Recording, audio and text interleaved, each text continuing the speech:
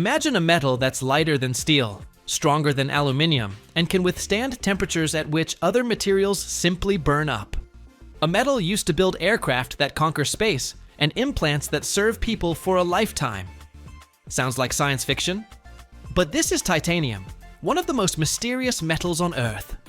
It starts with tiny grains of ilmenite and rutile and ends up as parts for supersonic jets and spacecraft. But few people know. Behind the gleam of titanium lies a manufacturing secret so dangerous and energy-intensive that it's rarely spoken of. If you watch till the end, you'll learn something that will forever change your perception of this metal.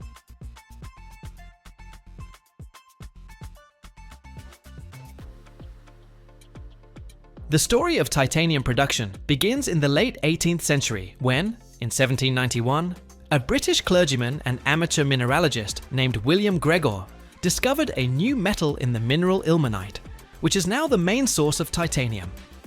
Initially, this metal was called menaconite, but later, in 1795, the German chemist Martin Klaproth rediscovered the element in the mineral rutile and named it titanium, in honor of the mythical Titans, giants of ancient Greek mythology.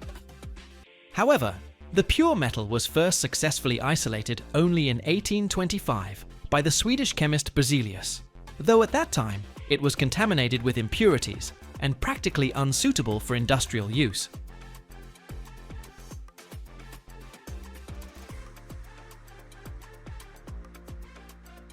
The first attempts at industrial production of titanium began only in the 20th century.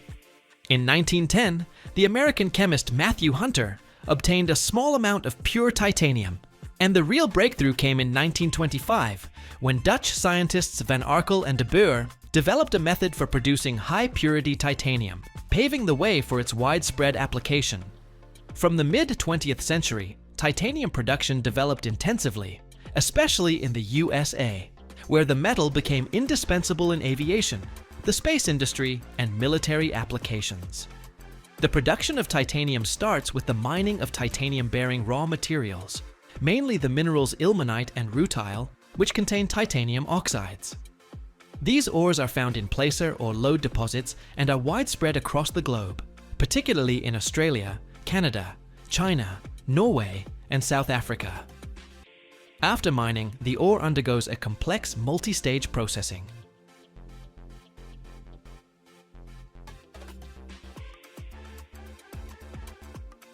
First, it is enriched, separating the titanium minerals from the waste rock to obtain ilmenite or rutile concentrates. Then, the concentrates are subjected to chlorination, which results in the formation of titanium tetrachloride, a volatile substance that is purified by distillation. This process allows for the removal of impurities and the production of a high-purity intermediate product. Next, the titanium tetrachloride is reduced with magnesium or sodium in special reactors at high temperatures in an inert atmosphere, producing titanium sponge, a porous metallic powder. This titanium sponge is then pressed, melted, and cast to obtain ingots or billets for further processing. The production of titanium is energy-intensive and expensive due to the complexity of the technological processes and the need to work in high-purity conditions.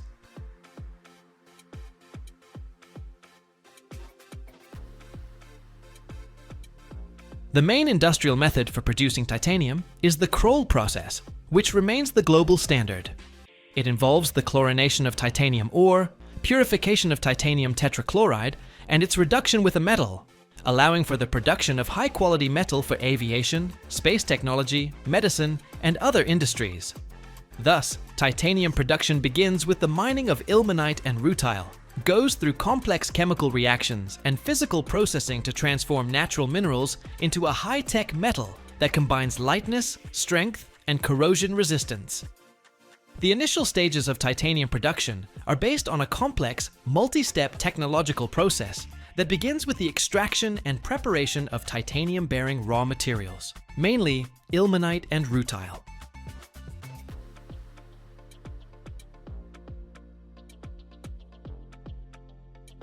These minerals contain titanium oxides, which must be converted into chemically pure titanium tetrachloride.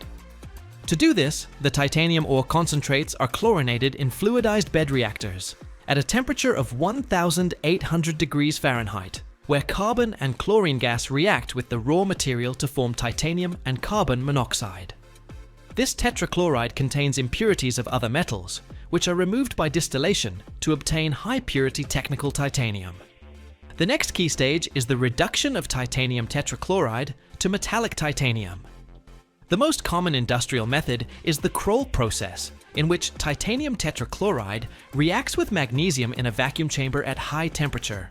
The result is titanium sponge, a porous metallic powder containing impurities of magnesium and magnesium chlorides. This reaction mass is subjected to vacuum distillation to remove impurities, after which the titanium sponge is pressed and remelted into solid ingots or slabs.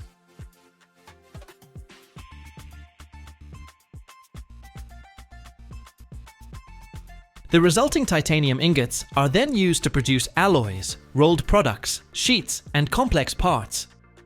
The entire process requires strict control of purity, temperature regimes, and safety, as titanium actively reacts with oxygen and nitrogen when heated. Just look at how incredible it is. A porous, light, and seemingly fluffy mass of metal. This is titanium sponge. It looks nothing like a regular metal bar, but more like a piece of metallic sponge or foam, only made of titanium. But this fluffy material is the first step towards creating strong and reliable titanium ingots, which are then used in aviation, medicine, and other high-tech industries. First and foremost, titanium ingots can be used to create titanium alloys, mixtures of titanium with other metals that enhance its properties.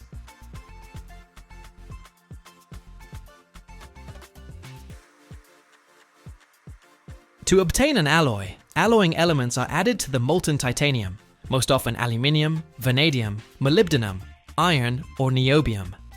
These additives change the metal's structure, increasing its strength, heat resistance, corrosion resistance, and improving its workability. The production of alloys usually takes place in vacuum arc furnaces, where the metal is melted at high temperatures in a protective atmosphere to avoid oxidation. To achieve a homogeneous composition, the alloy is remelted several times, after which it is cooled and prepared for further processing. The next stage is rolling. Ingots or slabs of titanium and titanium alloys are heated to a certain temperature to make the metal more malleable and are passed through special rollers. Rolling allows for reducing the metal's thickness, giving it the desired shape and size, as well as improving its structure and mechanical properties.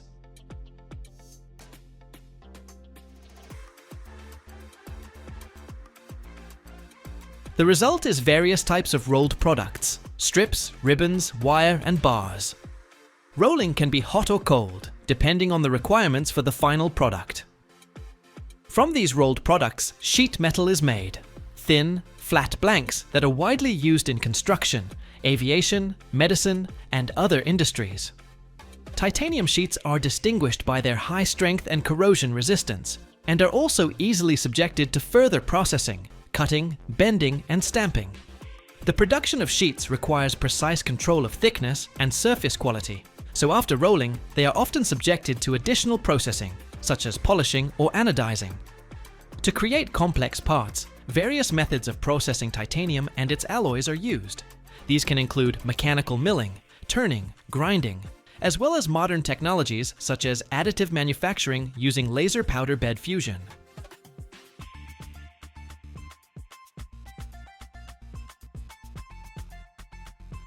Additive technologies allow for the creation of parts with complex geometries that are impossible to produce with traditional methods. This is especially important for the aviation and medical industries, where lightweight, strong, and precise components are required. Furthermore, to enhance their performance characteristics, titanium products can undergo heat treatment, annealing, quenching, or aging.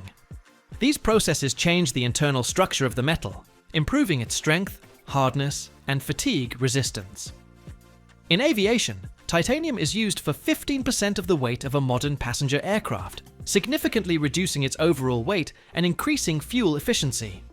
In the medical field, about 70% of implants, such as artificial joints and dental prostheses, are made from titanium or its alloys due to their biocompatibility and durability.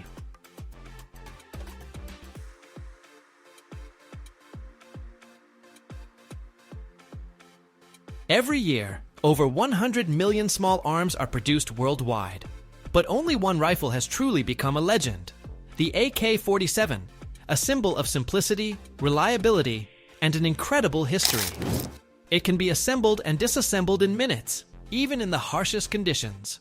And that's precisely why it earned the nickname, the weapon that never fails. In this video, we'll take a first-time look behind the scenes of its production, from a raw steel blank to the final tests at the shooting range. You will see the hidden processes that are usually not shown, and you will understand why the AK-47 has become the most recognizable rifle on the planet.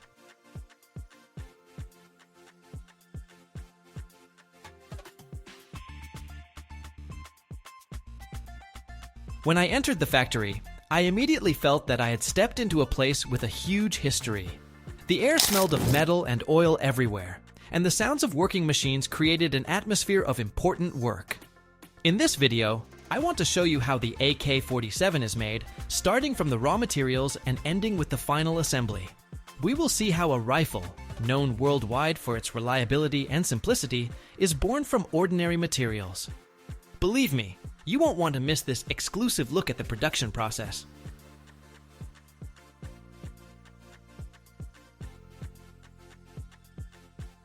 On the production floor, I noticed how ancient methods are combined with modern technologies. Here, they strive to preserve traditions, but also make the process as efficient as possible.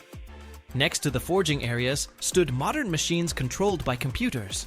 The craftsmen here don't just work with metal. They put their soul into every detail, turning it into a part of a legendary weapon. It seems that every corner of this factory is steeped in history and the pursuit of perfection. The manufacturing of barrels is one of the most important and complex stages. The barrel is the heart of the rifle, and its accuracy is very important. I saw how large metal blanks are turned into hollow tubes with the help of special machines. But the real magic happens later, when spiral grooves are cut inside the barrel. These grooves help the bullet to spin so it flies more accurately. This is a very complex process, requiring enormous precision. Even a small mistake can ruin everything, so attention to detail here is at the highest level. I saw how the masters perform this work with pride and responsibility.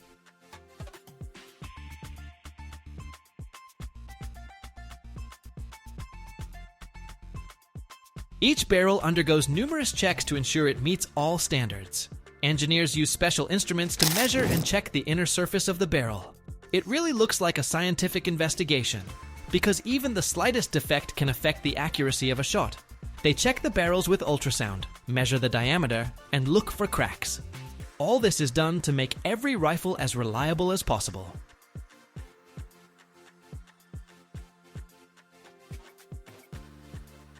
At the factory, they use both old methods and new technologies.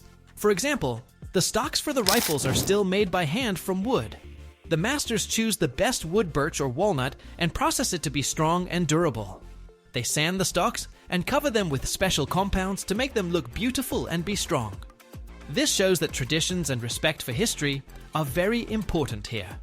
At the same time, for modern models, polymers are used, which make the rifle lighter and more convenient. Injection molding machines produce plastic stocks with high precision, which helps to reduce weight and improve the weapon's characteristics. This combination of old and new makes the AK-47 truly unique.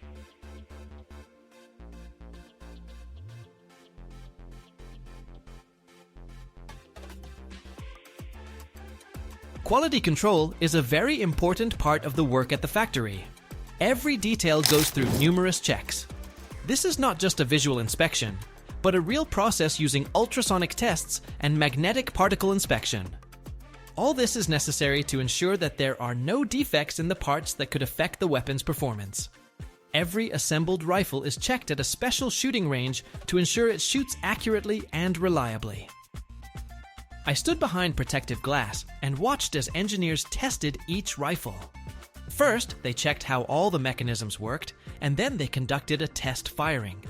This is very important, because even a small problem can cause the weapon to fail at a critical moment.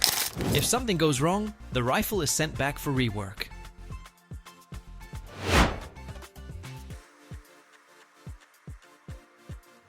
Engineers also collect data from the tests to understand what can be improved in the production process. One of the engineers told me that all test results are recorded and analyzed. This allows for continuous improvement of the quality and reliability of the weapon. This process never stops. Every employee at the factory tries to do their part as well as possible. I was amazed that they don't just follow instructions here, but constantly strive to improve every detail, making the AK-47 even better. Applying a protective coating is another important stage of production. This helps to make the weapon durable and protected from external influences. At the factory, they use different coatings: traditional bluing, which makes the metal black and matte, and modern coatings that protect against rust. I watched as workers applied these coatings, and it was clear that they do it with great attention to detail. This is another example of how old and new methods are combined here to create the best weapon. The factory also makes magazines for the rifles. Magazines are an important part of any rifle, and they are given a lot of attention here.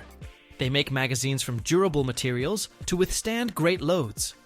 Each magazine is checked to ensure that it works reliably and will not fail in combat.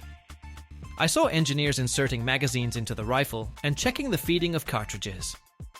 This is another important stage that shows how they approach quality here. The most impressive stage is the final testing. In a special shooting range, each rifle is checked by firing it.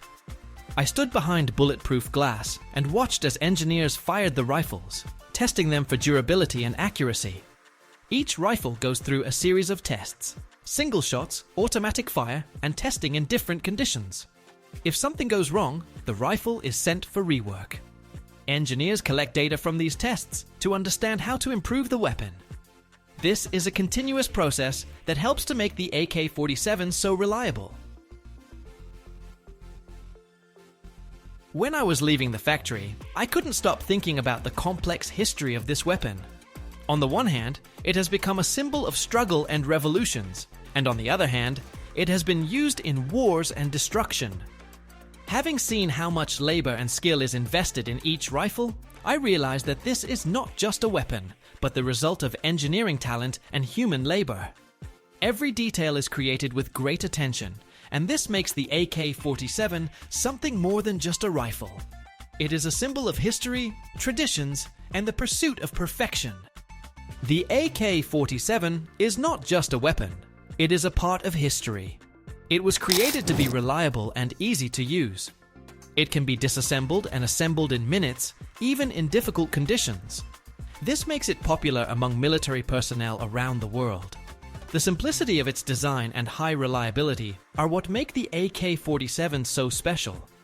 Having seen how it is produced, I understood that every detail matters. Every screw, every barrel, and every stock is created with enormous attention to detail.